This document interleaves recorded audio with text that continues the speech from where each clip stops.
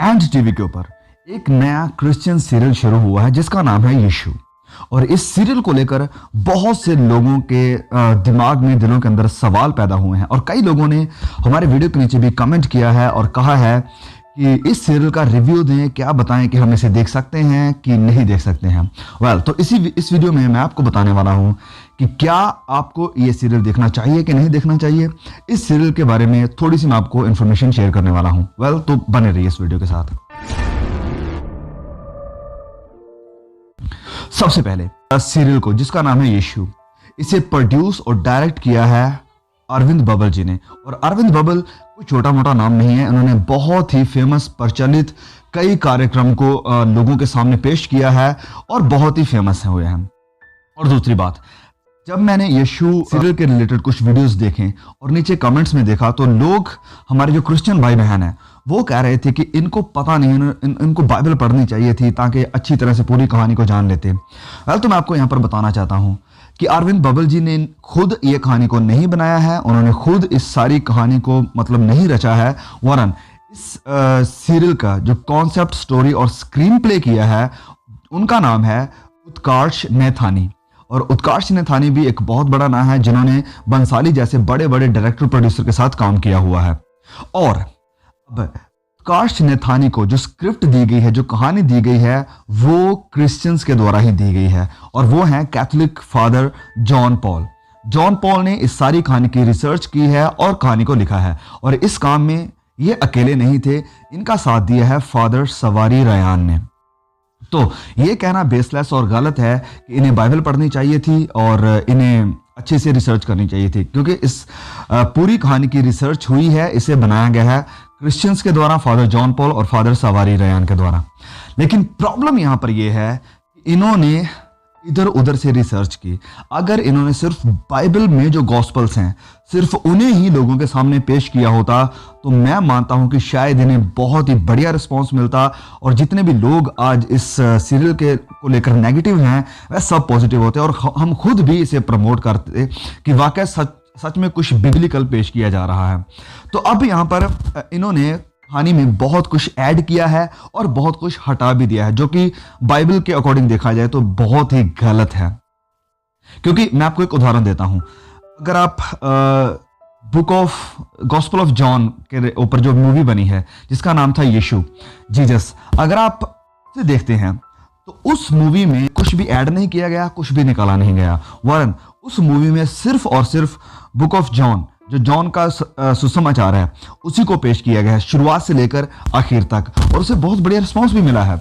इसी प्रकार अगर फादर जॉन पॉल या सवारी रयान जो कुछ भी ये तैयार कर रहे थे, अगर इन्होंने बाइबल से ही किया होता तो बहुत ही बढ़िया इन्हें रिस्पांस मिलता और लोगों के लिए बहुत बड़ी एक आशीष का कारण बन जाता। लेकिन अब इस सीरियल के कुछ डायलॉग, कुछ जो टैग लाइन्स हैं, उनकी वजह से मसीहत में बहुत बड़ी प्रॉब्लम आ रही है, लोग गुस्सा हो रहे हैं, लोग नेगेटिव हो रहे हैं। और सबसे बड़ी एक जो टैग लाइन थी इनकी, जो फेमस है इस सीरियल को लेकर, वो है, क्या आपने देखा है उन्हें करीब से जो अभी भी बंधे हैं सलीब से। तो ये सच में एक बहुत ही बड़ी गलती है कि जो अभी भी बंधे हैं सलीब से।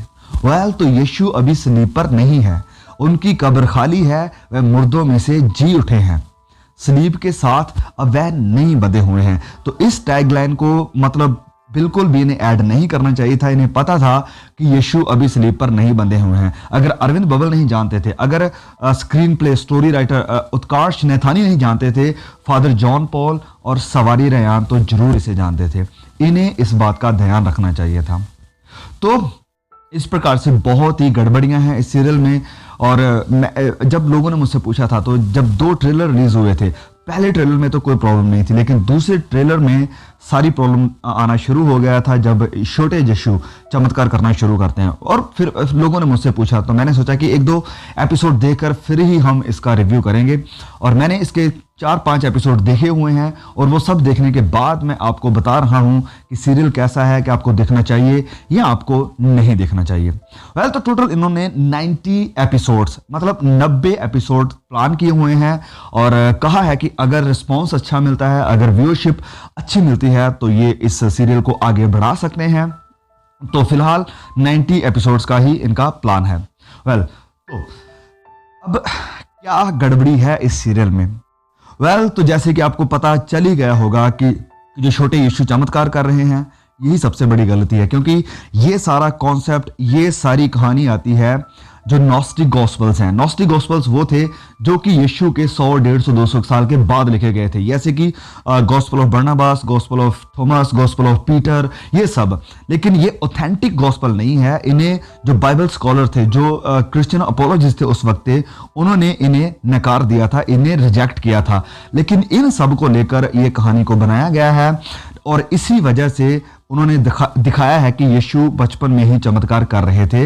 लेकिन असल में जो ऑथेंटिक गॉस्पल्स हैं, जो कि 4 गॉस्पल हमें बाइबल में देखने को मिलते हैं, उनमें कोई भी ऐसा जिक्र नहीं है कि यीशु बचपन में कोई चमत्कार कर रहे हैं। अगर ये सब जरूरी होता तो मैं मानता हूं कि बाइबल में जो हमें 4 गॉस्पल दिखाई देते हैं उनमें भी इनका जिक्र जरूर होता। लेकिन बाइबल में ऐसा कुछ नहीं है और इसलिए हम इन सब को ऑथेंटिकेट या इन्हें वैलिडेट नहीं कर सकते हैं। दूसरी बात, जब इस यीशु सीरियल की शुरुआत होती है, जो पहला एपिसोड था, पहले एपिसोड में दिखाया गया है कि जब परमेश्वर ने इंसान को बनाया अपनी तस्वीर पर, अपनी छवि पर, तो इंसान ने पाप किया, परमेश्वर का विरोध किया और इस वजह से परमेश्वर से दूर हो गया। और परमेश्वर, वो सीरियल में बता रहे हैं कि परमेश्वर ने कहा कि जब इंसान के पाप का घड़ा भर जाएगा तो मैं अपने बेटे को भेजूंगा। अब यहां ही बहुत ही बड़ी प्रॉब्लम शुरू हो जाती है कि जो मेन मकसद है प्रभु यीशु के इस पृथ्वी के ऊपर आने का, उसको यहां पर नजरअंदाज किया गया है। उसको मतलब हम कह सकते हैं कि बिल्कुल तोड़ मरोड़ दिया गया है। जो असल मकसद था यीशु का इस पृथ्वी पर आने का, वो ये नहीं है कि जब पाप का घड़ा भर जाएगा, क्योंकि मसीहत में पाप का घड़ा भरने का कोई भी कॉन्सेप्ट नहीं है। क्योंकि मसीहत में एक पाप आपके घड़ा भरने के बराबर है। अगर आपने एक पाप किया है तो मतलब कि आपके पाप का घड़ा भर गया। क्योंकि आदम और हवा ने जब पहला पाप किया था तो उन्होंने सिर्फ एक ही पाप किया था। तो हम जानते हैं कि उन्होंने सिर्फ एक ही पाप किया था और इसी एक पाप की वजह से परमेश्वर ने उन्हें अपनी उपस्थिति, अपनी हुजूरी से बाहर कर दिया था।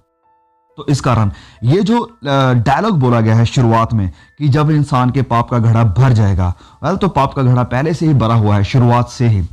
तो ये पूरे यीशु मसीह के आने के मकसद को गलत कर देता है। क्योंकि यीशु के आने का मकसद जो था वो ये उन्हें बताना चाहिए था कि जब इंसान ने परमेश्वर के खिलाफ पाप किया तो इंसान का रिश्ता परमेश्वर से हमेशा के लिए टूट गया। और इस रिश्ते को दोबारा जोड़ने के लिए, ताकि इंसान पाप में ही ना मर जाए, उन्हें पाप में मरता हुआ परमेश्वर नहीं देखना चाहते थे, इसलिए परमेश्वर ने खुद इंसान का रूप धारण किया और इंसान की देह में आकर जन्म लिया। ये असल मकसद था यीशु का इस पृथ्वी पर आने का, ताकि इंसान का रिश्ता फिर से परमेश्वर के साथ जुड़ सके। और इस चीज को इस सीरियल के शुरुआत में ही नजरअंदाज कर दिया गया है, जिससे पता चल गया था कि इसमें बहुत शॉर्टकट हुई है, बहुत कुछ निकाल दिया गया है और बहुत कुछ अपने तरफ से ऐड कर दिया गया है। और एक और जो बड़ी प्रॉब्लम यहाँ पर हमें इस सीरियल में देखने को मिलती है वो ये है कि इन्होंने कहा है कि बचपन में यीशु को नहीं पता था कि उनके पास क्या शक्तियां हैं, क्या ताकतें हैं। तो यहाँ पर भी एक बहुत बड़ी गलती है, क्योंकि यीशु खुद परमेश्वर हैं और उन्हें सब पता था कि वह इस पृथ्वी पर भी क्यों आए हैं। क्योंकि जब हम बाइबल में देखते हैं कि यीशु मंदिर में गए थे अपने माता पिता के साथ, तो अपने माता पिता को वहां पर वह कहते हैं कि आपको नहीं पता कि मुझे अपने पिता के काम में होना चाहिए। मतलब कि वो अच्छी तरह से जानते थे कि इस पृथ्वी के ऊपर आने का उनका मकसद क्या है। लेकिन फिर भी मुझे हैरानी होती है कि फादर जॉन पॉल और फादर सवारी रेहान ने क्यों इन सब चीजों को नजरअंदाज किया इस सीरियल में। अगर वह कुछ पेश कर ही रहे थे तो कुछ अच्छा, कुछ बिब्लिकल पेश करते, ताकि सब लोग वाकई में आशीष पाते इस सीरियल से। और दूसरी बात, जब हम देखते हैं इस सीरियल के पहले एपिसोड में ही कि जब फरिश्ता मरियम के पास आता है, तो मरियम एक बहुत बड़ी भीड़ को देखती है, यीशु की तरफ देखते हुए चिल्लाते हैं, यीशु यीशु कह रहे होते हैं। तो मरियम फरिश्ते से पूछती है कि ये सब कौन है, ये सब क्या है। तो फरिश्ता उसे कहता है कि देखो, भविष्य को बदलना या ना बदलना तुम्हारे हाथ में है। फरिश्ता मरियम को कह रहा है कि भविष्य को बदलना या ना बदलना तुम्हारे हाथ में है। लेकिन ये बहुत बड़ी गलती है, मरियम के हाथ में नहीं था। यस, मरियम एक अच्छी आत्मिक औरत थी, एक अच्छी परमेश्वर का भय मानने वाली लड़की थी, लेकिन इंसान के भविष्य को बदलना या ना बदलना ये उसके हाथ में नहीं था, ये परमेश्वर के योजना में है। अगर हम मान लें कि मरियम ना कह देती या मरियम इस योग्य ना होती, तो परमेश्वर किसी और को चुनता अपना मकसद पूरा करने के लिए। लेकिन भविष्य को बदलना या ना बदलना किसी इंसान के हाथ में नहीं है, ये परमेश्वर के हाथ में है। वो किसी और को भी खड़ा कर सकता था। तो यहां पर भी उन्होंने गलती की। वैसे अगर मैं बताऊं तो यहां बहुत कुछ ऐड कर दिया गया है, बहुत कुछ निकाल भी दिया गया है जो बाइबल में में देखने को हमें मिलता है। फिर भी क्या आपको ये सीरियल देखना चाहिए या नहीं देखना चाहिए? तो यहां पर मैं आपको सबसे पहली बात बताना चाहता हूं कि अगर आप इस सीरियल को देखना चाहते हैं, आप सबसे पहले जो 4 गॉस्पल्स हैं, जो 4 सुसमाचार हैं, उनकी अच्छे से स्टडी कीजिए। अगर आपको पूरी कहानी अच्छे से पता है तो आपके लिए कोई दिक्कत नहीं है, आप इसे देख सकते हैं अपने बच्चों के साथ। लेकिन फिर भी अगर आपको उस स्टोरी को देखते हुए लगता है कि कुछ निकाला गया है या कुछ ऐड किया गया है, तो अपने बच्चों को उसी वक्त बताइए कि ऐसा नहीं है, असल में ऐसा है। उम्मीद है कि आप इस बात को समझ रहे हैं कि अगर आपने बाइबल को जान लिया है, अगर आप कहानी को अच्छी तरह से जानते हैं, तो आपको देखने में कोई प्रॉब्लम नहीं है। लेकिन प्रॉब्लम उन लोगों के लिए होगी जो यीशु मसीह की कहानी को अच्छी तरह से नहीं जानते हैं, जो नए लोग हैं, उनके सामने ये सारी तस्वीर गलत जाने वाली है, तो ये प्रॉब्लम आने वाली है। लेकिन आप अगर बाइबल को जानते हैं तो आप इसे देख सकते हैं, एंजॉय कर सकते हैं, क्योंकि इस सीरियल का जो काम है सच में बहुत ही बेहतरीन है। बहुत पैसा लगाया है, बहुत हार्ड वर्क किया है, एक्टिंग बहुत ही अच्छी है। जो इसमें एक्टर्स हैं, जो जिन्होंने मैरी का रोल किया है, बहुत ही फेमस एक्ट्रेस हैं वो भी। तो मतलब काम बहुत बढ़िया किया है, लेकिन थोड़ी सी गड़बड़ी कर दी इन्होंने। जैसे बार बार मैं आपको ये बात बता चुका हूँ कहानी में। अब आखिर में एक और बात बताना चाहता हूँ यहाँ पर कि अगर शैतान कुछ बुरा करने के इरादे के साथ कोई भी काम करता है, तो परमेश्वर उसमें अच्छाई को निकालना जानते हैं।